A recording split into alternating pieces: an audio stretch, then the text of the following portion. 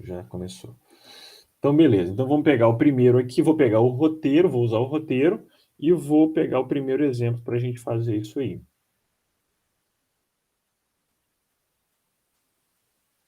Espero tentar manter vocês acordados. Professor, acaba que uma situação dessa, por exemplo, geralmente a gente costumava ver muitas essas situações assim de pergunta de gráfico, né, por exemplo, questão de Enem, né? Aham. Acaba que o cálculo ele pode ser bem aplicado, né, dependendo do tipo da questão, para poder me dar uma resposta, sem ter que usar métodos assim de ensino médio, né? Sim, sim, tem coisas que você usa cálculo. Tem coisas que você usa lá do ensino médio que, na verdade, é cálculo. Aham, Né? No fundo é cálculo, só que ninguém fala de cálculo no ensino médio no Brasil. aham. Né?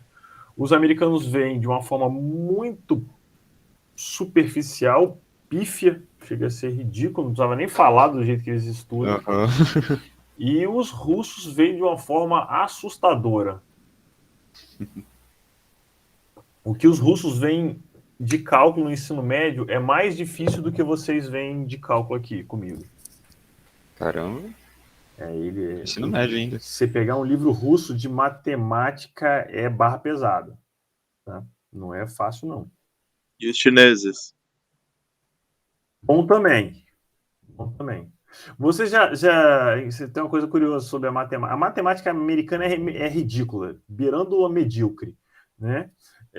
E todo ano tem um campeonato mundial de matemática, a Olimpíada de Matemática. Há 30 anos, os chineses ganham a Olimpíada de Matemática. Esse ano, quem ganhou foram os americanos, né? Depois de 30 anos. Vai no Google depois e digita assim, equipe Olimpíada de Matemática americana, 2021. Você vai ver a cara dos americanos. Os americanos, eu acho que nenhum ali falava inglês. Eles foram na China, pegaram os melhores caras, pagaram uma fortuna para os caras, levaram deram cidadania americana e chamaram de americano. Né, Chamaram de o equipe professor, americana. é 2018 eles ganharam. É 2018? Ah, obrigado. Estou desatualizado. Aqui não tem nenhum americano. Espertos, né? Que eles mesmos ensinaram matemática. Se bobear, esses caras não sabem nem falar em inglês. Sério, meu, nenhum americano aqui. Então vamos lá, vamos voltar aqui. Eu não tô achando, me manda aí, Marcel. Aham, manda. Vamos voltar aqui. Então, a primeira coisa que eu vou fazer vai ser calcular o domínio. O que é o domínio da função que eu falei? O domínio, ele é os pontos onde a função existe. Né? Para facilitar, a gente vai investigar onde a função não existe. Onde essa função não existe? Essa função é uma fração, obviamente, né? Onde uma fração não existe? Ela não existe quando o denominador é zero, certo? Então, o domínio da função fica restrito aonde o denominador é zero, tá? Então, como é que eu vou analisar o domínio?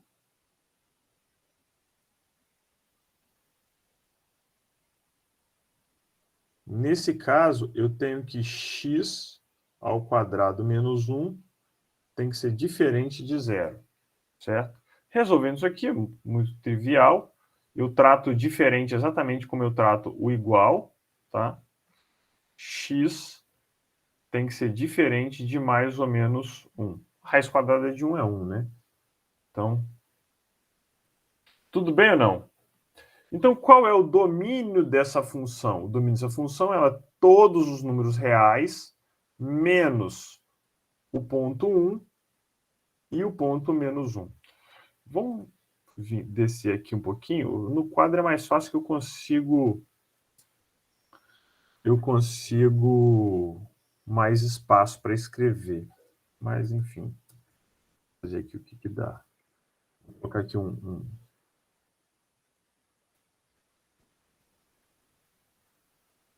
Não era isso que eu queria. Pronto, aqui. Vou fazer um rascunho aqui. Eu vou marcar o 1 e o menos 1.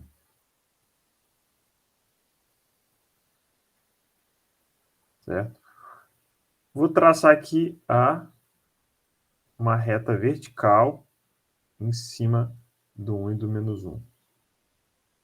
Não está muito simétrico, não, mas... Nossa, mas está muito ruim. Tem que apagar.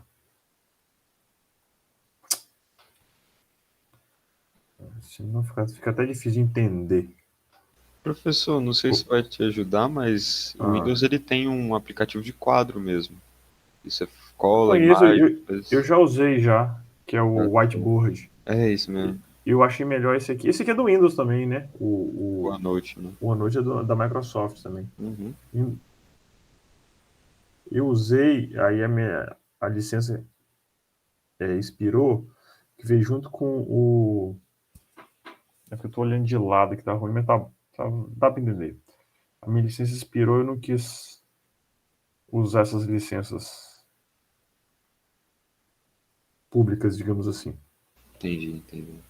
Então, vamos lá. Aqui, o que eu marquei aqui? A função, ela de maneira nenhuma, ela pode atravessar essa linha, porque em cima do 1 e do menos 1, o x não existe.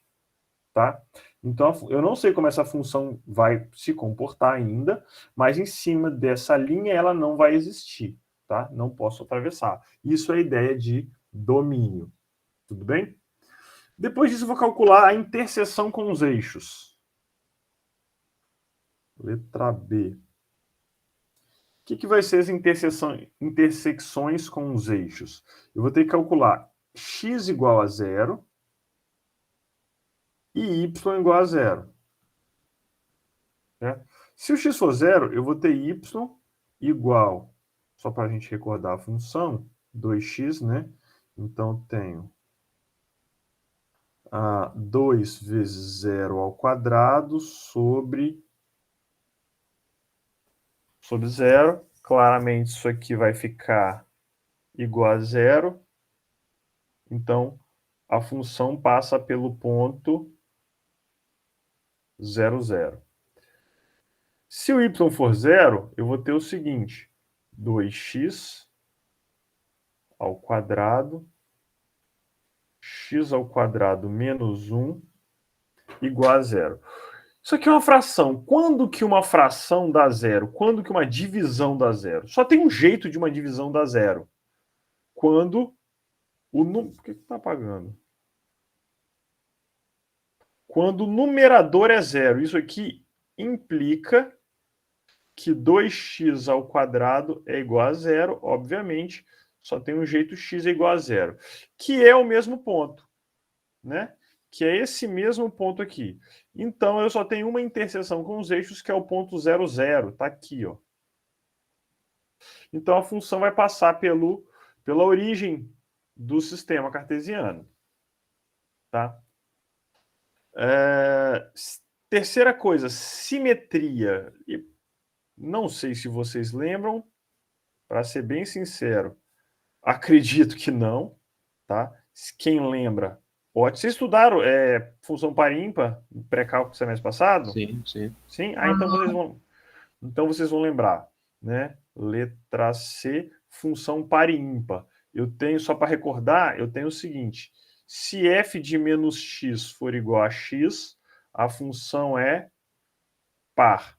Se f de menos x for igual a menos x, a função... Espera aí. Não. Está errado. Se f de menos x for igual a f de x, isso aí, for igual a menos f de x. Agora sim.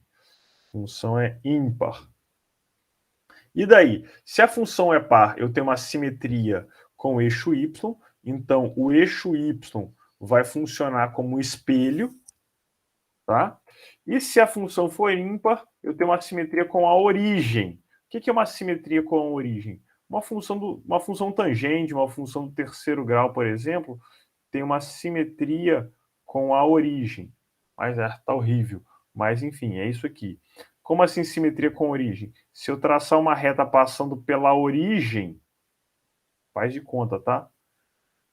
Essa distância tem que ser igual a essa. Tá? Isso é simetria com a origem. Mas vamos lá, então, o que significa aqui? Significa que eu tenho que calcular, nos dois casos, para saber a simetria, o f de menos x. Então, vou fazer essa funçãozinha composta, f de menos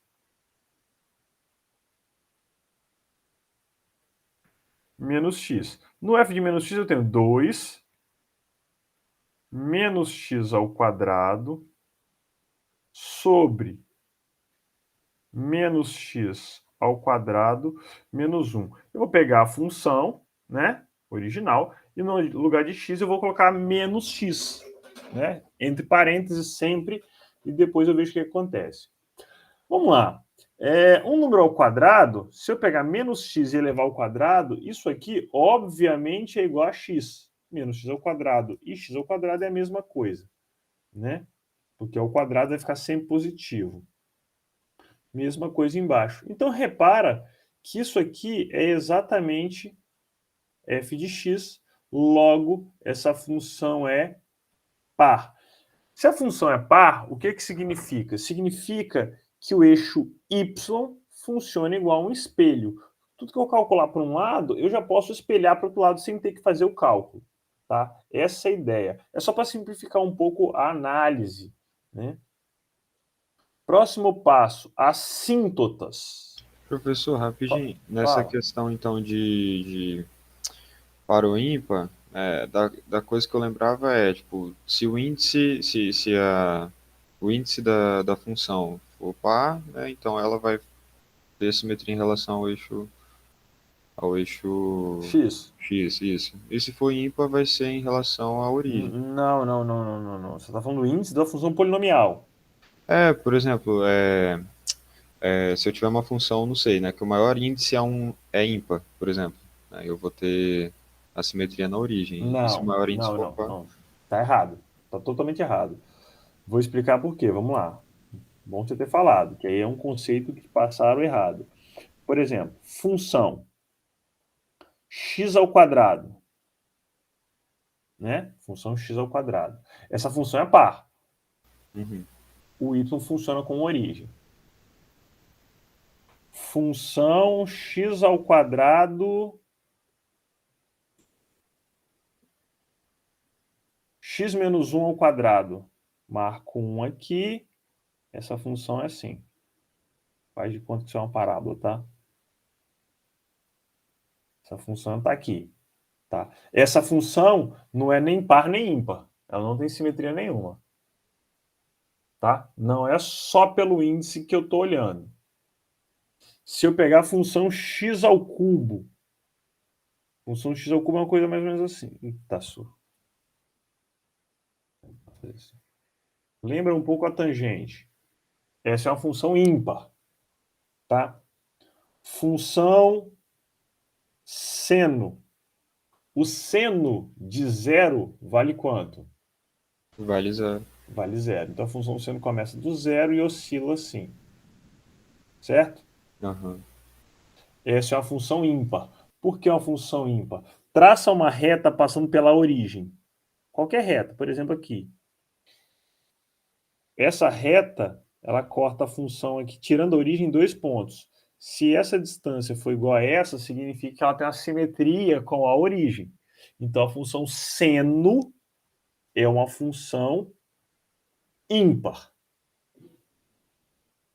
A função cosseno já é uma função par. Ok, ficou um pouquinho mais claro? Não, ficou sim. Se você pegar uma função, por exemplo, exponencial, vou pegar mais um rabisco aqui de gráfico. Como é que é uma função exponencial? Coisa mais ou menos assim, né? Essa função, obviamente, ela não é nem par nem ímpar. Tá? Tudo Aí, no caso, bem? ela não tem simetria, então, né? Não tem simetria. Beleza. Não as triviais, par e ímpar. Aham, entendi. Tem simetrias de retas oblíquas e tal, mas eu não vou entrar, não vamos chegar nesse nível, não. Tá? Tranquilo. Depois de simetria, a gente vai estudar as assíntotas.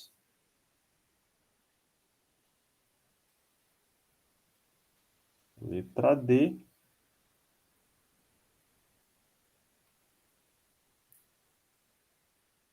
Eu tenho dois tipos de assíntotas. Horizontal.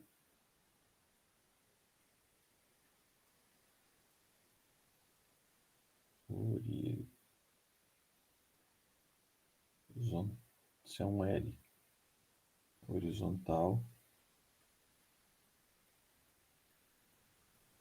Nossa, minha letra tá cada vez pior nesse negocinho aqui, essa porcariazinha.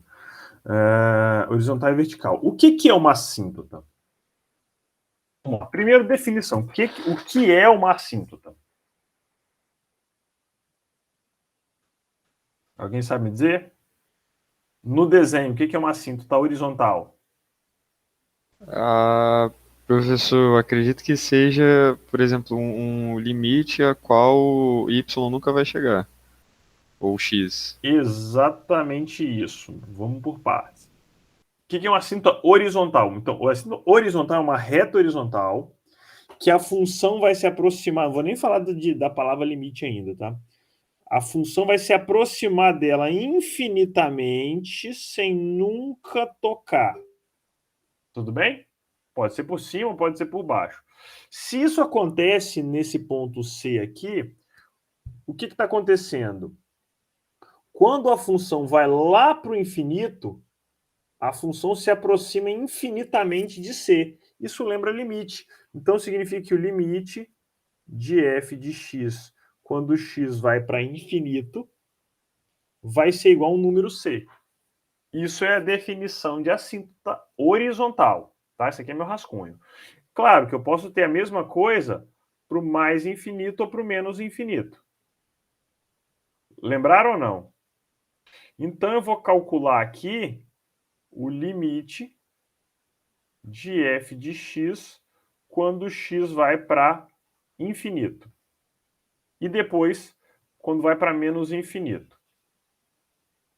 Isso é a horizontal. Isso é assíntota. A vertical vai ser o quê? O mesmo conceito de assíntota, só que vertical. Vertical. Eu tenho o número C aqui. E a função ela vai acontecer o quê? Quando ela se aproxima do valor de C, ela vai lá para o infinito. Ou do lado esquerdo, do lado direito, ou para baixo, esquerda, direita, assim. Então, o que eu vou ter? Quando o limite da função vai para um número C, a função vai para o infinito. Tá? Isso aqui pode ser pela esquerda ou pela direita. Certo? E também pode ser mais infinito ou menos infinito. Agora, observe o seguinte. Se a função está se aproximando infinitamente de C, subindo infinitamente, quando ela se aproxima de C, sem nunca chegar nesse valor efetivamente, significa que a função ela não existe nesse ponto. Tudo bem? Ela não pode passar desse ponto, ela não pode tocar esse ponto. Então, esse ponto, certamente, é o quê? É uma restrição do domínio. Por isso que a gente calcula o domínio da função aqui em cima. Porque os candidatos a assíntotas verticais são os pontos de restrição do domínio, menos 1 e 1. Então, quando eu calculo essa restrição do domínio menos 1 e menos 1, eu estou calculando também, ao mesmo tempo, os candidatos a assíntotas verticais. A função ela nunca vai tocar no 1 nem no menos 1, mas eu quero saber da função o que acontece com ela quando ela se aproxima desse valor infinitamente, tá? Essa é a ideia aqui. Então, vou colocar aqui.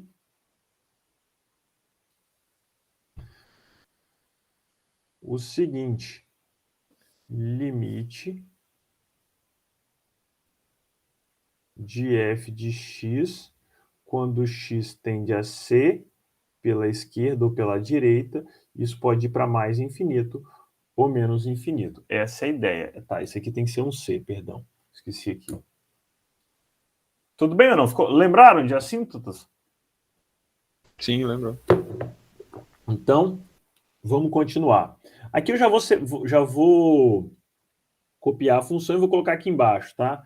Então, vou aproveitar essa definição que está aqui, depois você dá uma olhada aí nas suas anotações, e vou colocar direto a função para economizar espaço. 2x ao quadrado, 2, não tem 2 não. X ao quadrado menos 1.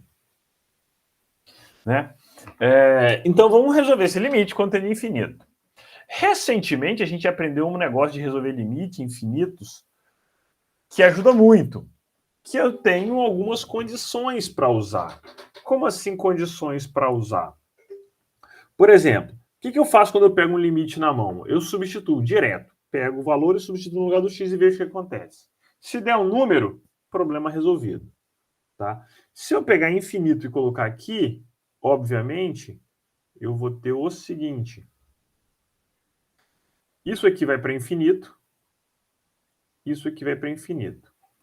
Infinito sobre infinito é uma indeterminação. E uma indeterminação que me habilita usar uma ferramenta que a gente aprendeu recentemente, chamada regra de L'Hopital. O que a regra de L'Hopital diz? Diz que esse limite é exatamente igual o mesmo limite se eu derivar as duas funções, numerador e denominador. Repare que não é derivar essa função aqui com regra do quociente. É mais fácil, é derivar as funções independentes, numerador e denominador. Então aqui eu tenho 4x sobre 2x. Tudo bem? Continuando resolvendo. Simplifiquei x com x. 2 dividido por 4, 2. O que significa esse 2? Significa que quando x vai para infinito, a função vai para 2. Então, eu já tenho aqui um indicativo aqui, ó, de assíntota. 2. Certo? Então, quando x vai para lá para o infinito, a função se aproxima do 2. Eu vou ter uma coisa mais ou menos assim. Só que eu não sei se ele se aproxima por cima ou por baixo. Ainda é uma interrogação para mim, se é por cima ou se é por baixo. Como é que eu descubro isso? Eu descubro isso depois que eu calcular o crescimento e o decrescimento da função. Tá? Tudo bem? Eu calculei uma assíntota horizontal. Posso ter outra? Posso ter. Pode ser diferente? Sim, pode ser diferente. Então, eu teria que calcular duas. Contudo, eu não vou calcular. Por que eu não preciso calcular essa aqui? Eu já tenho uma informação sobre essa aqui. Opa, peraí, faltou um detalhezinho aqui importante. Aqui é menos infinito. Peraí, ficou embolado isso aqui.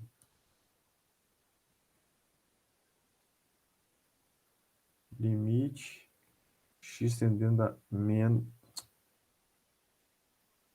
infinito. Essa função, acabei de investigar, ela é simétrica em relação ao eixo y, porque ela é uma função par. Então, o eixo y funciona como um espelho. Então, tudo que eu fiz do lado direito, eu posso vir aqui e, sem peso na consciência, colocar no lado esquerdo. Porque a função é par. Nossa, que horroroso. Mas, enfim, a ideia é investigar o comportamento. É um esboço, né? Então, isso aqui, sem peso na consciência, eu já venho aqui direto e coloco 2. Tudo bem ou não? Tudo bem. Ótimo. Continuando, a gente vai para o limite, né, para a assíntota vertical. Eu tenho dois candidatos. Eu tenho o menos 1 e o 1 como restrição de domínio. Então, eu tenho 4 limites para calcular aqui. Eu vou pegar o menos 1 à esquerda.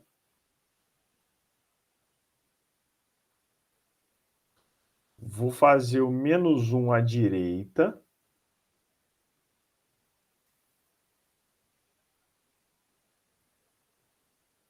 Certo? E vou fazer os outros dois limites. Agora para o 1.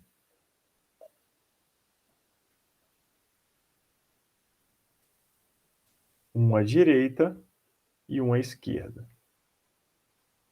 Só tem um detalhe. Qual é o detalhe? Eu sei que essa função é simétrica. Então, olha só, pensa no espelho. O que acontecer com um à direita, aqui onde eu estou marcando, vai ser equivalente ao menos um à esquerda. O que acontecer com um à esquerda vai ser equivalente ao menos um à direita. Questão de espelhamento aqui. Simetria. Concorda ou não? Concordo. Então, repare que eu tinha 4 limites e diminui minha tarefa pela metade. Por isso que valeu a pena investigar ali simetria, né? Par e ímpar. Eu sei que, então, esse limite, o menos 1 à esquerda é igual a esse, a 1 à direita, e o menos 1 à esquerda é igual a 1 à direita. Isso aqui é igual, pois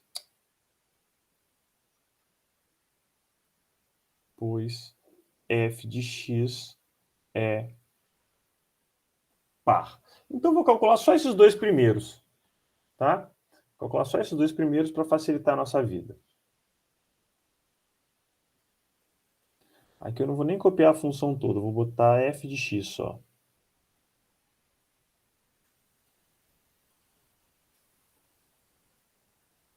F de x. Vocês estão acordados ainda? Estamos sim. Calma.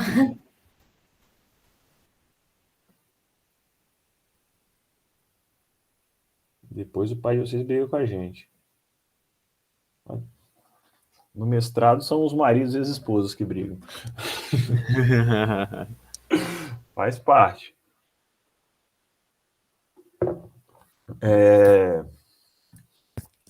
Vamos lá.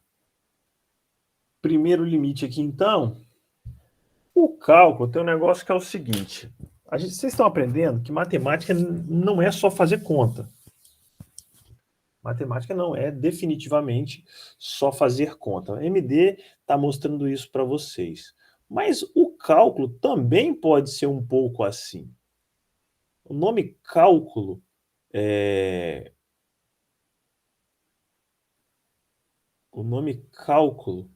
leva o pessoal a sair fazendo conta, mas nem sempre é preciso ser assim. Só de curiosidade, você sabe o que significa cálculo? A palavra cálculo, o que significa? Não, Não sabe? não. E cálculo renal? O que é cálculo renal? Ah, você cálculo renal é pedra nos rins, né? Perfeito. Por quê? Porque cálculo significa pedra.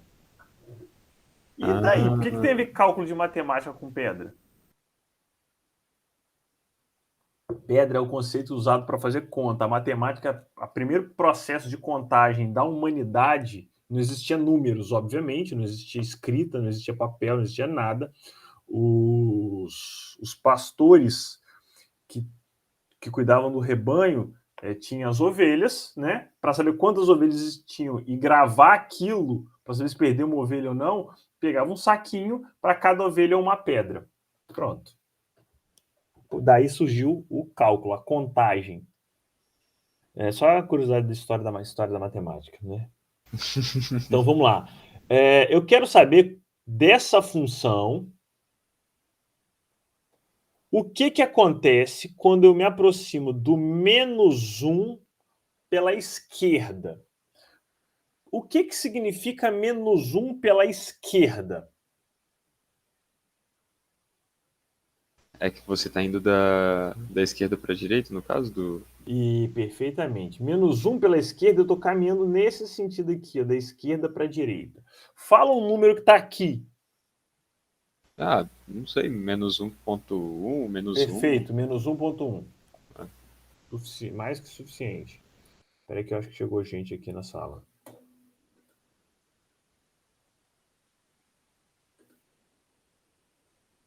Então, perfeito. Menos 1, cadê? Menos 1.1. Tá? Então, é um número um pouquinho menor do que menos 1, né? Mas ele como é negativo, em módulo ele é maior. Eu vou pensar no seguinte, eu tenho essa função, pensa que aqui eu estou colocando um número próximo de menos 1, tipo menos 1,1, mas vamos chegar mais próximo para ficar mais claro. Tá? E estou levando ao quadrado. Esse número aqui vai tender a quanto? A 1. Menos 1 ao quadrado é 1. Tudo bem ou não? Tudo bem. Beleza.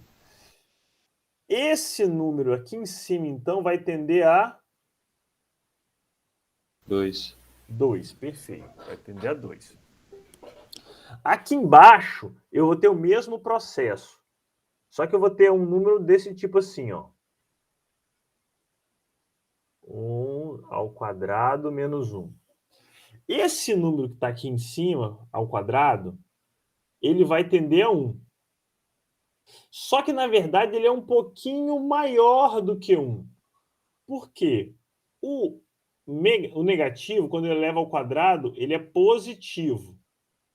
Só que como eu estou aqui pela esquerda, esse cara aqui eu tenho um 0,0001, por exemplo. Então ele é um pouquinho maior do que 1. Eu estou pegando um número que é um pouquinho maior do que 1 e subtraindo 1. Isso vai para 0. Só que ele vai para 0 entre aspas aí, tá? Um 0 positivo, um zero pela direita. Tudo bem ou não? Tudo bem. Beleza. Então eu vou para um 0, mas eu vou para um 0 pela direita.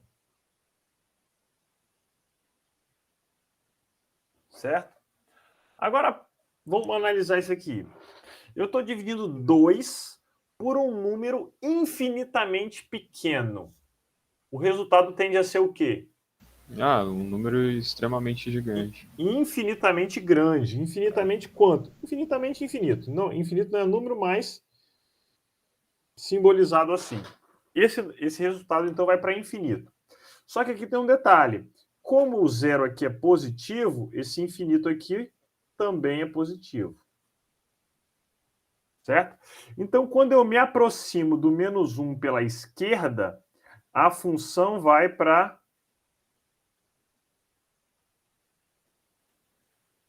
infinito. Tudo bem ou não? Então, eu estou me aproximando do menos 1, da esquerda para a direita, a função ela tem que subir infinitamente. Tá?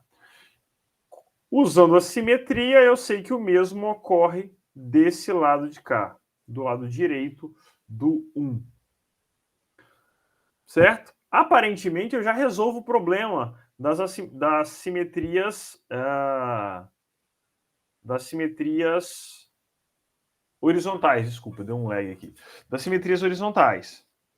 Aparentemente, o que me garante que a função não vai fazer uma coisa assim, uma curva assim?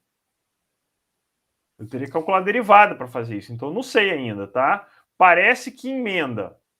Parece. Mas ainda não posso garantir isso. Então deixa como está ainda, tá? Resolvi esses dois limites iniciais. Agora vamos para o segundo limite. Esse limite de baixo aqui, à direita do menos 1. Esse numerador continua indo para 2. Para 2. E o denominador continua indo para 0. Só que dessa vez eu estou à direita do menos 1. A direita do menos 1 é um valor aqui, ó. Por exemplo, menos 0,9. Né? Então, esse número, ele é à direita do menos 1 é um pouquinho menor. É um pouquinho maior, na verdade, mas em módulo ele é menor, tá? Em módulo ele é maior. Um pouquinho maior do que 1 em módulo, tá? Quando eu subtraio 1, esse zero aqui tende a ser negativo. Tende a ser pela esquerda. Então, a mesma coisa, eu tenho aqui esse limite indo para infinito, só que agora negativo. Tá? Infinito negativo, então quando eu vou caminhando pela direita do menos 1, a função vai lá para o menos negativo. Infinitamente. Usando simetria, eu tenho a mesma coisa do outro lado. Eu tenho isso aqui. Tudo bem ou não até aqui? Esse cálculo de limite aí, esses limites, essas assíntotas. Tudo bem. Repare que a gente usou aqui limites, né? Usou regra de L'Hopital, usou limites indefinidos aqui, enfim. Próximo, crescimento e decrescimento. Vamos lá, então. Crescimento e decrescimento é a letra E do nosso roteiro. Letra E vai tratar de crescimento, decrescimento. Derivada primeira, tá? Então, tem a minha função f de x igual a 2x ao quadrado sobre x ao quadrado menos 1. E agora a gente vai derivar essa função. F' de x vai ser regra do quociente. A essa altura espero que vocês já tenham revisado, estudado as regrinhas, né? Obviamente. E vamos lá. Regra do quociente, denominador primeiro. Repete o denominador. Vezes derivada do numerador. Derivada de 2x ao quadrado é 4x. Menos numerador. Vezes derivada do denominador. Derivada de x ao quadrado menos 1. Tá? Isso tudo dividido pelo denominador ao quadrado. Simplificando, o que a gente consegue fazer aqui?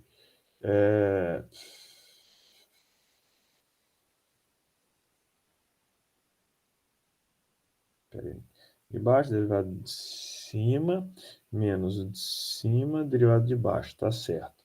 Então, aqui em cima eu tenho 4x ao cubo menos 4x mais 4x à quarta.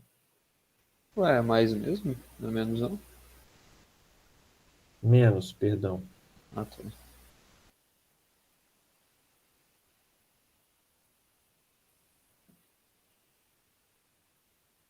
Ao quadrado. Isso aqui dá para colocar em evidência. É o 4x. Dá para botar 4x em evidência. 4x vai ficar x ao quadrado menos 1 menos x à terceira. Tem uma coisa estranha.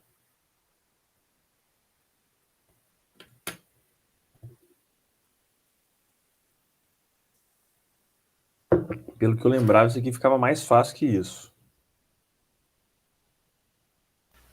Pera.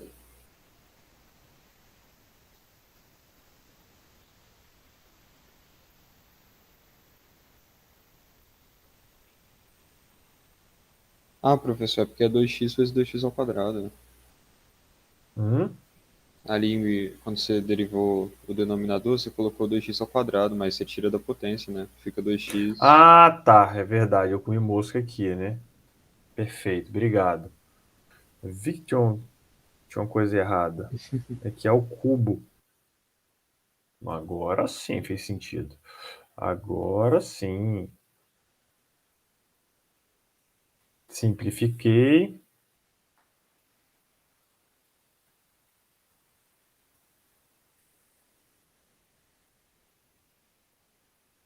Menos 4x. Beleza. Agora fez mais sentido.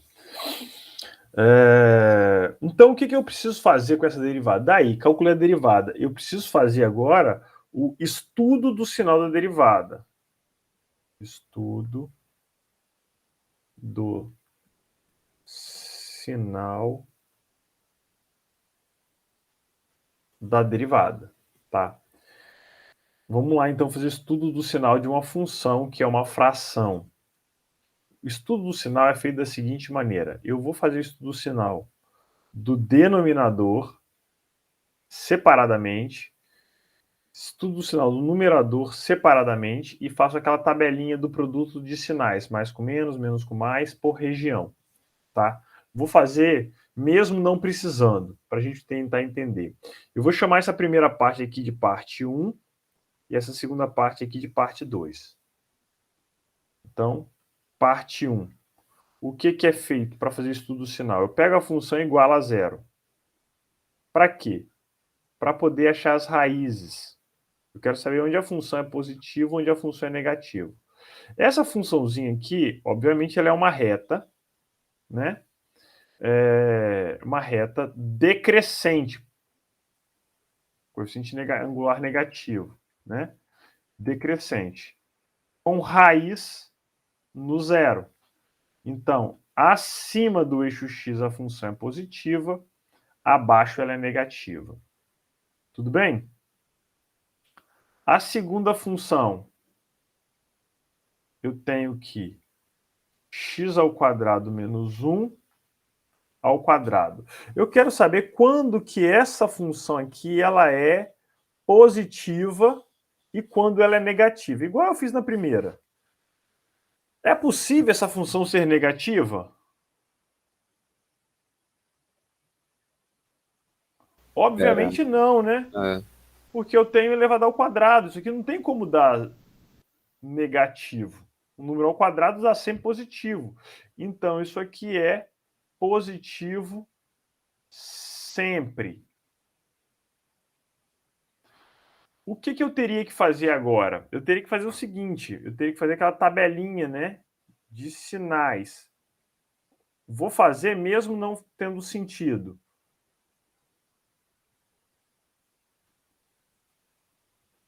Que é exatamente isso aqui, 1 dividido por 2. Função 1 dividido por 2. O que é a função 1? O sinal dela, marco zero, negativo à esquerda, positivo à direita. A função 2, ela é sempre positiva. Tá? Não muda. E a função quociente, ou a função produto, que é a mesma coisa, eu marco zero, mais com mais, mais, menos com mais. Eita. Menos com mais, menos. O que significa isso? Isso aqui é o estudo do sinal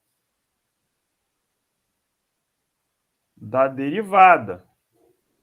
Se eu tenho a derivada, o que eu posso falar da função? Aqui a função, depois do zero, ela é decrescente, ou sempre decrescente. E antes do zero, a função ela é sempre crescente, ela está sempre subindo. Tá? Então, guarde isso aqui. Na verdade, eu vou usar isso aqui agora já para tirar uma dúvida lá em cima do gráfico que estava pendente, que são das assíntotas horizontais. Repara, se depois do zero a função é sempre decrescente, não é possível ter essa parte de baixo aqui, ó. Porque eu teria uma função crescente nesse sentido, certo? Se a função é decrescente, a assíntota é essa, tá? Eita, apaguei uma coisa que não podia.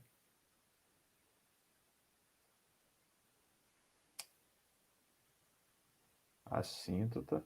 E aí eu já resolvo esse problema aqui, ó. Pela simetria, mesma coisa do outro lado. Mas, observe que a simetria também vai casar com a informação da derivada. Porque antes do zero, a derivada está subindo, ela é crescente. Se ela é crescente, eu não poderia ter isso aqui descendo, essa assíntota de baixo, tá? Então, eu vou ter uma coisa mais ou menos assim. Parece que isso aqui liga. Parece. Mas eu poderia ter uma variação de concavidade. Assim. Como assim uma variação de concavidade? Uma coisa assim, ó. Poderia ter uma coisa assim, com variação de concavidade. E depois voltar. Percebe? Eu poderia ter isso. Quem me garante que eu não faço uma voltinha aqui? É a concavidade. As curvas são indicadas pelas concavidades, tá? Então a concavidade diz se a curva muda ou não.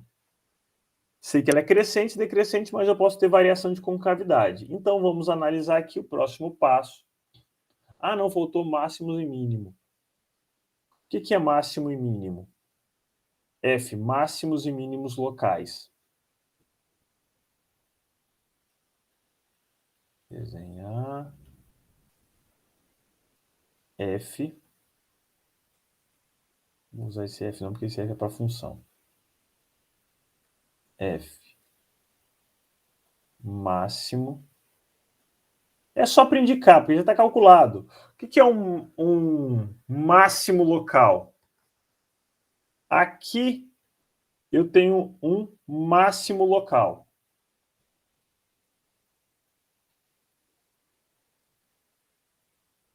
Máximo local. Por que eu tenho um máximo local? Alguém sabe me dizer? Eu ajudo. Vamos lá. O zero faz parte do domínio da função? Faz. O zero existe da função. O zero, a função existe em todos os pontos, menos no menos 1 e 1. Beleza, então o zero existe. Nesse ponto zero, repara, a função ela passa de crescente para decrescente, ou seja, ela está subindo e no zero ela começa a descer. Logo aqui no zero eu tenho um máximo local. Certo ou não? Tá, então, por exemplo, se no lugar do zero ali fosse um 3, por exemplo. Então, aí o máximo local, então ele seria o 3. Seria um 3. Entendi. Tá? Eu teria que calcular, porque lembra que isso aqui é o valor de x, né? Se fosse um 3, se aqui fosse 3, seria o máximo local, mas eu teria que calcular esse valor aqui ainda. Sim, de y. Tá certo. De y. Por que eu não vou calcular? Porque eu já calculei. Tá aqui, ó. Esse cara aqui é o máximo. É um máximo, 0, 0. Já está calculado. Beleza? Beleza, mas eu só não consegui entender lá em cima, lá no gráfico que você fez. Aqui, então, o ponto 00 é o máximo local. Isso. É o ponto máximo que minha função vai. Não, máximo não é um máximo global. A função ela pode ir para o infinito. Como a função se aproxima do 1, quando se aproxima do 1 pela esquerda, por exemplo, pela direita, ele vai para lá para o infinito a função, cá em cima. Ó. Aqui em cima. Tá? Máximo local. O que é o máximo local? Significa que em torno de um intervalo, esse valor aqui é o maior possível, mas é em torno de um intervalinho. Tudo bem ou não? Entendi, agora entendi. Eu posso ter vários máximos locais, vários mínimos locais, sem problema nenhum. Essa função ela não tem nem máximo nem mínimo global, um valor máximo possível. Porque ela tem assíntotas verticais, ela vai para mais infinito e menos infinito em algumas regiões. Tudo bem? Beleza. Ficou claro aí para todo mundo? Então, repara que calcular máximo e mínimo local, nesse caso aqui, não foi muito esforço, não teve conta, foi só interpretação, né? Foi só interpretação. FG. G é concavidade. Concavidade.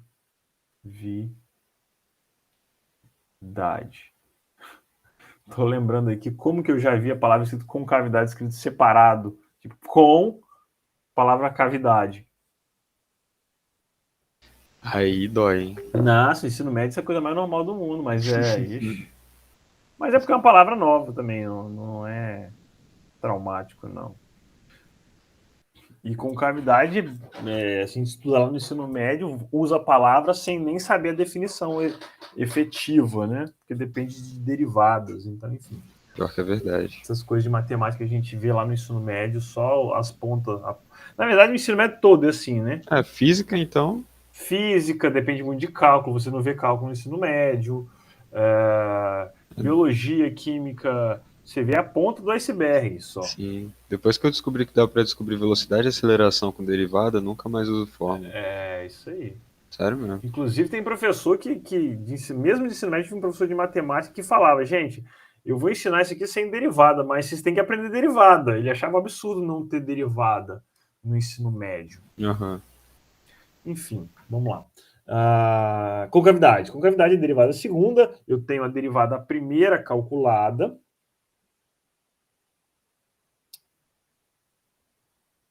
Né? Que é menos 4x sobre x ao quadrado menos 1 ao quadrado.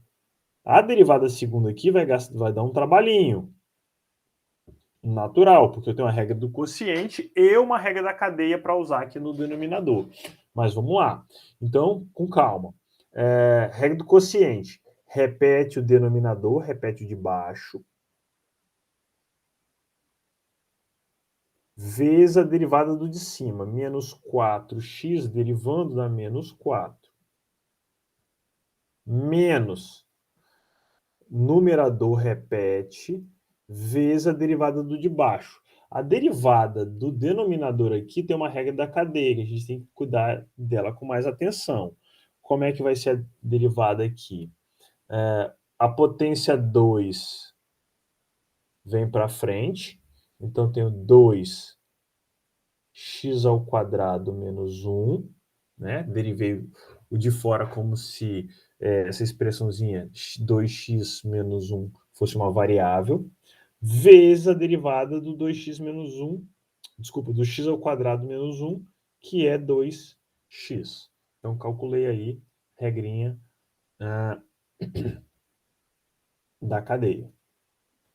Dividido pelo denominador ao quadrado. Então, tenho x ao quadrado menos 1 ao quadrado, isso tudo ao quadrado. Tá? Tentar arrumar melhor aqui. O que dá para arrumar aqui de legal? Repara, dá para colocar esse cara aqui em evidência, que ele está repetindo. Então, vamos colocar esse cara em evidência aqui. Derivada segunda. Colocando em evidência, x ao quadrado menos 1. Vou abrir um colchete aqui. Eu tenho x ao quadrado menos 1, não pode esquecer do parênteses, vezes menos 4, menos 4x, vezes 2. O x ao quadrado menos 1 foi para evidência, fica em evidência. Isso aqui, né? Fecha o colchete. Isso tudo dividido por x ao quadrado menos 1 à quarta. Né? Simplificamos. Aqui a terceira. E continuamos na conta. Aqui em cima eu vou ter menos 4x ao quadrado mais 4. Então, aqui em cima eu tenho menos com menos mais. 2 vezes 2, 4. 4 vezes 4, 16. X vezes x, x ao quadrado. Então, eu tenho aqui 16x ao quadrado dividido por x ao quadrado menos 1 à terceira. Continha, 16 menos 4, 12. X ao quadrado mais 4. Eu acho que é isso. Está calculado aí. O que eu preciso fazer aqui agora é o estudo do sinal.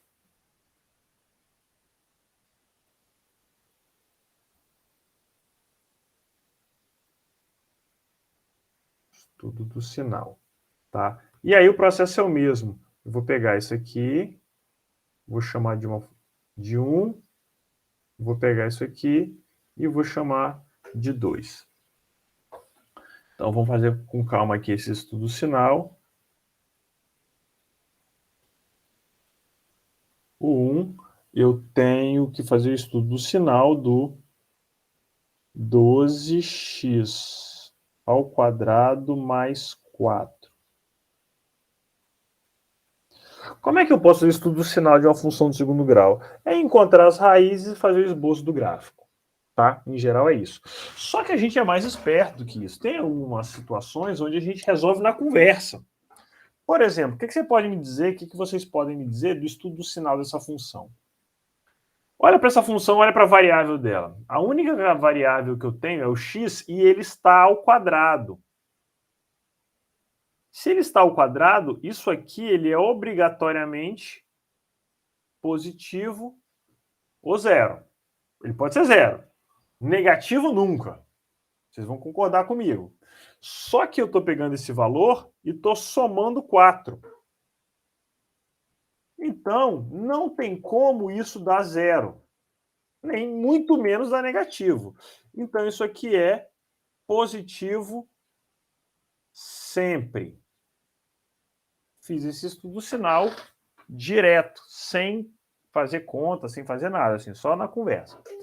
Se ele é positivo sempre, cai no mesmo caso daqui de cima, que eu tinha um exemplo que era positivo sempre, né? Que foi o caso da expressão 2 aqui. Não vou me preocupar quando é positivo sempre, por quê?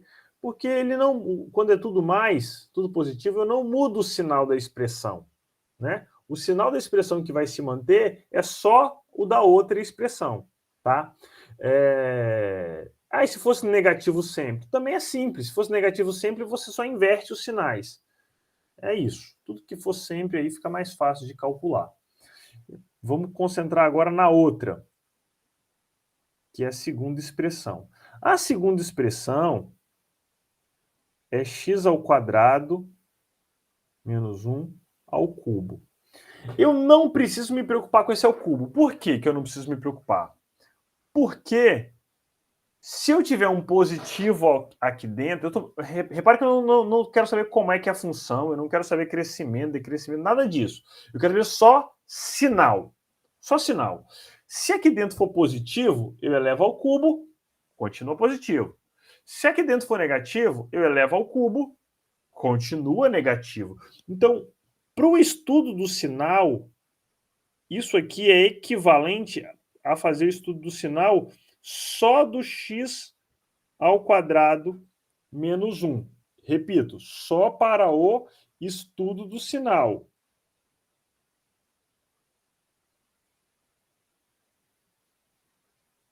Tá? Só para o estudo do sinal. E o estudo do sinal aqui eu consigo fazer com uma certa facilidade. Isso aqui é uma equação de segundo grau, resposta mais ou menos 1, tá?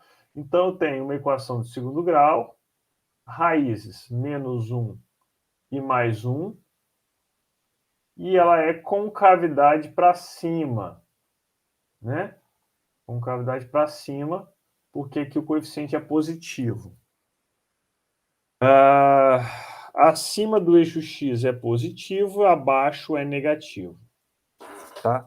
Esse aqui, então, é o estudo do sinal da função do derivada segunda. Então, na derivada segunda, eu tenho o seguinte: marco menos 1, marco o 1. Espera aí que não ficou legal, não.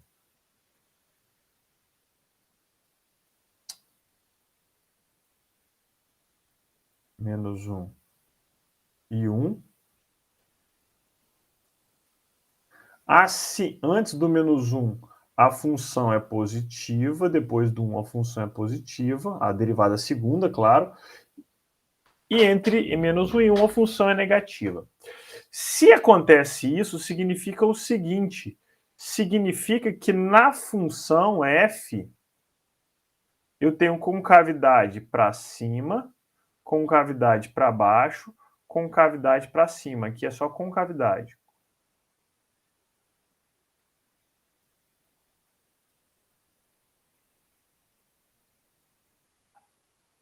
tá?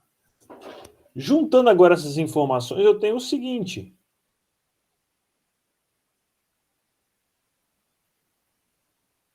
Juntando a derivada primeira com a derivada segunda. Pela derivada primeira, eu tenho que marco zero, certo? Sei que a função ela é decrescente depois do zero.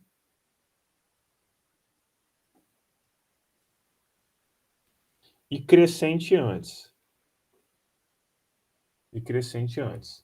Tá? Isso aqui é pela f de x, pela derivada da f. Pela concavidade, eita, esbarrei aqui na barrinha. Pela concavidade, eu marco o 1 e marco menos 1. E tenho concavidade para cima, para baixo, para cima. Então, quando eu for juntar isso aqui na f, 0, menos 1 e 1, se eu fosse juntar essas informações, eu vou ter o seguinte, olha, antes do 1 é concavidade para cima a função. Só que na concavidade eu tenho dois lados, positivo e crescente e decrescente. E eu só posso pegar a parte crescente da concavidade para cima. Então eu vou pegar só esse lado de cá. Depois do 1, concavidade para cima. Só que eu só posso pegar a parte decrescente. Então só pego esse lado de cá. Entre 0 e 1, eu tenho uma concavidade com 0, dividindo entre crescente e decrescente, e vai coincidir direitinho com o que eu estou querendo. Que é isso aqui. Vou ter que pegar os dois lados da concavidade, o lado crescente e o lado decrescente. Então, parece que a nossa ideia lá em cima, eu não tenho não tenho algo assim, fazendo curva. A concavidade não muda. Se a concavidade não muda, efetivamente, eu venho aqui e junto os pedaços. Agora eu posso, com certeza absoluta, juntar esses pedaços aqui. Ó, que a gente já imaginava, mas tem que ser verificado. Né? Aqui a mesma coisa. Essa é a funçãozinha, então, que a gente fez. Tá? Repare que o roteiro ele é extenso, né? Ele é extenso. São quase uma hora aí nesse exercício. Mas ele é uma revisão de quase tudo que a gente viu de derivada. Né? Acaba sendo tudo que você viu de derivada. Se a função aqui, por exemplo, for um logaritmo, você vai estudar derivada de logaritmo. Mas a gente viu máximos e mínimos, assíntotas, duas derivadas, primeira e segunda, e para culminar aí, para terminar no esboço do gráfico. Ok ou não? Ok. Como não podia deixar faltar, vamos fazer esse gráfico do Wolfram alfa. X ao quadrado 2x.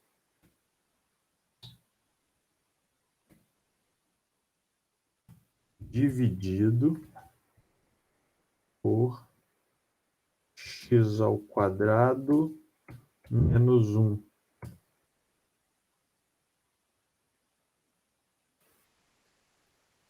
Aqui o gráfico da função aqui, né? Ele não apresentou as assíntotas, mas ele disse aqui em cima, uma perspectiva do gráfico. Tem uma assíntota aqui, ó, no 1, no menos 1 e no 1, né? As assíntotas aqui no 2. E se a gente for ver a análise, até a plotagem ali, mas se for ver as análises do Wolfram alfa, ele tem aqui, ó, raiz zero, domínio, os reais todos, tirando menos 1 e 1, né? De 0 a 2, né? Função é par, even, certo? Ele botou a derivada primeira aqui, só. Espera aí. Step Solution. Ele tá dando de aniversário aí. Não. Tá travado aqui, ó. Unlock Function Solution.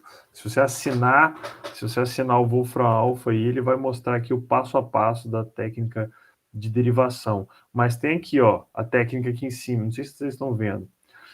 Derivada de U dividido por V em relação a X é U. Desculpa, é o de baixo, né? Que é o V. Derivada de U em relação a X menos o de cima. Derivada de V em relação a X. E V ao quadrado, né? Ele faz essa derivada para a gente aqui, só que tem que logar. Deu o máximo, deu as assíntotas pelo limite aqui e montou as séries aqui, que não vem ao caso para a gente, seria outro cálculo. Aí tá feito aí com o Wolfram Alpha. Dá para... Aí, se alguém tiver interesse em estudar cálculo, parece que você pode destravar. Tem um básico aqui, tem um Pro por um mês e tem um prêmio. Não, isso aqui é pago. $5 também. $5 não sai tão... Professor, quem fechar sua prova, você dá um plano desse? Se fosse uma prova presencial, eu faria. Sério mesmo? Se fosse presencial, faria, porque eu já dei livro de cálculo para nem fechar a prova. Caramba, que da hora. Porque o professor Bruno recebe livro de cálculo, né? Por exemplo, eu tenho tinha o volume 5, 6, 7, 8. Então, eu estava usando o volume 6. Aí, esse semestre, eu ganhei o 7 para trabalhar. Aí, o 6, eu não tenho o que fazer com ele, fica na minha sala. E o aluno que tira a maior nota na primeira prova, nem precisa fechar, não. O cara que a pessoa que tira a maior nota ganha o livro de cálculo. Aí eu dou o livro de cálculo 1 na primeira prova, o livro de cálculo 2 na segunda prova, para maior nota. Da hora. Sempre que possível a gente tenta dar esses... Livro de computação eu já dei. Da hora. Mas isso presencial, né? Quando não é presencial fica muito difícil da gente controlar esse tipo de coisa. Não faz nem sentido. Não tá certo. Tá certo? Tá feito. Óbvio que não dá tempo de fazer um outro desse. A gente pode iniciar, se for o caso. Mas o roteiro é o mesmo. Beleza. Vamos dar uma passada. Vou fazer o seguinte. É óbvio que são exemplos do livro. Eu estou seguindo o livro aqui. Tá? Vou dar uma passada no livro para a gente dar uma olhada no roteiro pelo livro, pelo que o livro fez. Que a letra do livro é um pouco melhor do que a minha para entender. E uma outra coisa interessante é o seguinte, tem uma outra aplicação de derivado que a gente não vai trabalhar. Antigamente eu trabalhava, mas é uma aplicação extra, que é explorar máximos e mínimos locais. Na verdade, você vai fazer a mesma coisa que você já faz aqui, só que agora com roupagem de uma modelagem. Então é dado um problema, né? E aí a gente equaciona o problema e calcula máximo e mínimo. Mesma coisa aqui. Dado um problema, equaciona um problema máximo e mínimo, né? E assim vai. Eu não vou trabalhar com isso, eu estou falando porque estão nos slides, que eu já usei slides de semestres anteriores, tá? É isso. Vocês já viram esse problema no ensino médio? Por exemplo, um exercício clássico do ensino médio. Esse aqui. Esse é um problema clássico, tá? É só um rascunho, só para dizer que eu não falei.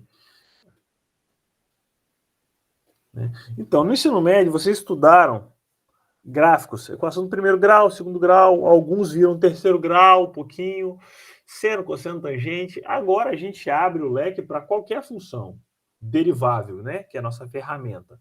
Qualquer função derivável, teoricamente, ali a gente consegue fazer o gráfico. Tá? Então a gente expande. Da mesma maneira, esses problemas de otimização, né? Vocês estudaram lá no ensino médio problemas desse tipo aqui. Fazendeiro tem 1.200 metros de cerca para cercar um campo retangular que está à margem de um rio reto. ele não precisa de cercar ao longo do rio. Quais são as dimensões do campo que tem maior área? Então, tem um rio reto e vou cercar um rio com um retângulo de cerca. Eu não sei quais são as medidas. Eu posso decidir as medidas. Mas eu sei que eu tenho a quantidade máxima de cerca. 1.200 metros. Né? O perímetro que eu tenho para cercar tem que dar 1.200. Eu quero saber quais os valores que eu atribuo para x e para y para me dar a área máxima. Esse caso aqui é um problema de equação de segundo grau, porque na hora de você fazer a área, isso aqui é x vezes y, que vai virar uma equação de segundo grau. E no fundo você vai calcular máximo e mínimo. Máximo e mínimo de equação de segundo grau é vértice. Tá? Só que eu posso agora pegar o mesmo problema, gerar uma função qualquer, né, uma função qualquer, e derivar para achar máximos e mínimos. Essa é a ideia, tá? É só questão de modelagem. Por exemplo, aqui, ó, uma lata, esse aqui, uma lata cilíndrica é feita para receber 1 litro de óleo. Então tem uma lata cilíndrica. Não é da idade de vocês, não, mas antigamente o óleo vinha numa lata, antes de vir nessas garrafinhas plásticas. Pode perguntar para os pais de vocês aí, tios de vocês, que o óleo vinha numa lata. A gente usava para enrolar linha, para quando soltava a pipa. Encontre as dimensões que minimizarão o custo de metal produzido. Ou seja, eu quero minimizar a superfície da lata. O problema, percebe que é o mesmo, só que aqui eu vou trabalhar com volume do cilindro e superfície do cilindro. Eu não vou cair numa equação de segundo grau, vou cair numa equação diferente, equação do terceiro grau aqui. Tá? Essa é a diferencial aqui. Aqui tem um probleminha, não vou entrar no caso, isso aqui vai cair numa função, eu acho que é uma função hiperbólica, mas não é o caso. Tudo bem? Vamos focar aqui nos problemas, que são aplicações de máximos e mínimos. Nos problemas aqui é o nosso roteiro. É o livro de cálculo 1. Como eu havia dito, o problema... Como é que eu tiro isso aqui? Pronto. O problema que vocês têm acesso ao livro aí pelo PDF. O problema que a gente resolveu, ele está aqui. É claro que é feito um pouquinho mais resumido e às vezes usando outras estratégias. Por exemplo, no limite que ele calcula aqui, em vez de usar L'Hopital, o que ele faz aqui é dividir a expressão em numerador e denominador, ele divide por x ao quadrado. É uma outra forma, tá? Antes de aprender L'Hopital, a gente fazia isso, tá?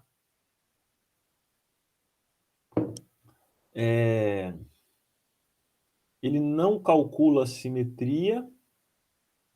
Ele até fala de simetria aqui, ó, função par. Né? Função par, ele diz que é par e diz que é simétrica em relação ao x, mas ele não faz esse cálculo igual eu fiz, é um pouco mais direto. Tá?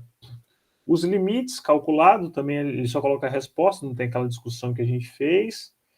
E aí tem a derivada primeira, derivada segunda, o estudo do sinal das derivadas, os comentários que tem que ser, e aí finalizando, fazendo esboço do gráfico, juntando as informações aqui. Ok? Aí esse roteiro ele tem para as 4 funções que eu apresentei lá. As derivadas vão ficar um pouquinho maiores. Por exemplo, a derivada segunda dessa função aqui, ela vai crescer um pouquinho. Vai ficar desse tamanhozinho aqui, a derivada segunda. Simplifica, tá? Mas vai dar um trabalhinho aqui. Tudo bem ou não? Tudo bem, professor. Geralmente o livro eles apresentam uma solução bem mais diferente, né, do que... É porque, na verdade, eu pego e vou tentando... O professor reflete um pouquinho sobre a maneira mais fácil de digerir aquela informação, né? Então, o livro dá ali a resposta. Apesar do livro ser muito bom, o livro do Stewart, mas às vezes ele é mais direto, obviamente, né? Ele tem que cobrir várias áreas. tá? Então tá tudo aqui, vou deixar vocês lendo isso aí. Além disso, tem outras funções, tá? Outras funções, seguindo o mesmo roteiro nesses 3 vídeos que eu coloquei aqui. Extras. Certo? Certo, professor. Pessoal, então vou deixar vocês descansarem aí, que vocês devem estar ansiosos por isso. Vou interromper a gravação e a gente conclui aí um pouquinho mais cedo.